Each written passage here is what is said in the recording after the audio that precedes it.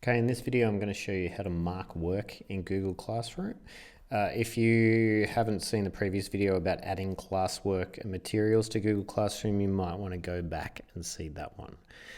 Okay, so here is a photography analysis task that I have given to my students, and this is what it looks like when I have submitted it. No students have handed it in just yet of the 5 students that I have in my classroom. So what we can see here is this is one of my students. You can see that he has received an email telling him that he has this photography analysis class that his teacher has just given him. If he clicks on that link, it'll open it up in Google Classroom, and he can then access that work and complete it. All right, you can see that each individual student will get their own copy of that Google Doc with their name attached to it. And I'll show you what that looks like in the teacher's Google Drive in just a second. So the student is going to complete their work. Okay, so there you go. You can see that the student has miraculously in no time completed their work. And what they are going to do now is turn that in. So if I see this from a teacher's perspective and I can go in to those students' work, even if a student hasn't handed in that work, I will still be able to access their work and see that they've completed it. But I just won't receive any indication that they've completed that work, and I won't be able to tell that that student has finished that task until they've actually handed their work in. So just make a habit of getting the students to turn their work in by clicking on this turn in button. What that also does too, it relinquishes control of that document. So it no longer is the student's document, it becomes your document for you, and you have control over that document. Okay, so you can see what the student sees when they hand their work in. They get to see what they're handing in.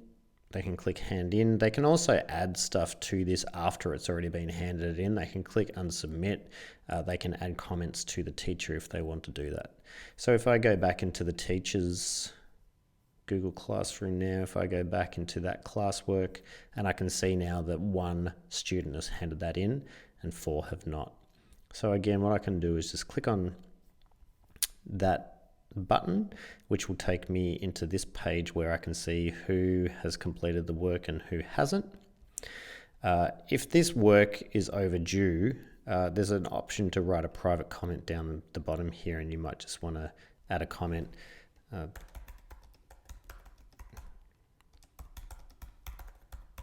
And just submit that. The student will get that comment with a link directly to this task, so there's no mistaking the task that you are commenting upon there. So when it comes time for me to mark these students' work, if I click on any one student's work in the class, it'll take me to this page here, which allows me to access each one of the students' files and mark them. So this is the only piece of work that's been handed in, and I can see all of the students' work there by dropping down this menu up the top here. I can see that these students the work's been assigned to them, but they haven't handed it in. If it's gone past a use by date, there'll be a big red letter up there saying overdue. If I want to create a workflow where I want to mark each student's work by one, I can just click on these buttons up the top here and it'll just take me to each student, or I can use that drop down menu there to navigate. When I get this work, it'll be in suggesting mode. So if I go through and make any edits to this student's work, so I can see here that they've spelt the word field wrong, I can correct that, and it'll come up with a suggestion that the student can then accept or deny.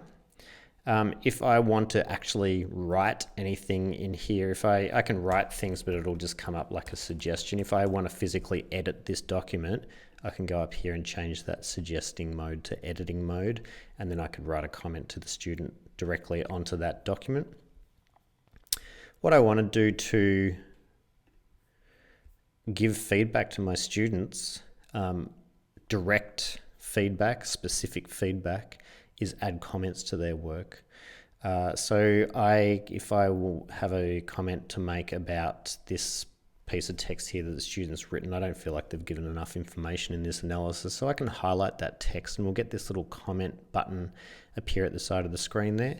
If I click that comment button, then I can write a direct comment about that particular piece of text that I've highlighted.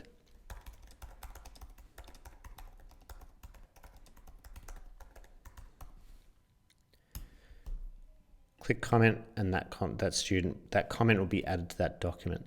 Now the student won't receive those comments because, like I said before, this is now my document. I have ownership over this document. The student won't be able to do anything with it unless I return it back to them. If I'm writing a number of comments that I'm wanting to copy and paste similar comments to different students, over on the right hand side here I have a comment bank, and I have a number of comments there that I've just copied and pasted. So if I feel like I'm going to be writing this comment here a lot, I can highlight that text, I can copy it, I can go over add to bank, paste that in there, add that, and once that comment is in the comment bank, if I go and create a new comment and start writing, you'll see that that comment automatically pops up, and I can just click that in there and add it to the document. I can also add a private comment to the whole document if I wanted to just give an overall assessment or an overall comment about how the student's gone on that particular piece of work. I can add a private comment there. This one they'll receive an email for. If I want the student to take my feedback and work upon it, then I need to go and return that work back to the student, which will give ownership back to them, which means that they'll have full editing rights and they can continue to edit that document and hand it in again when they've completed it.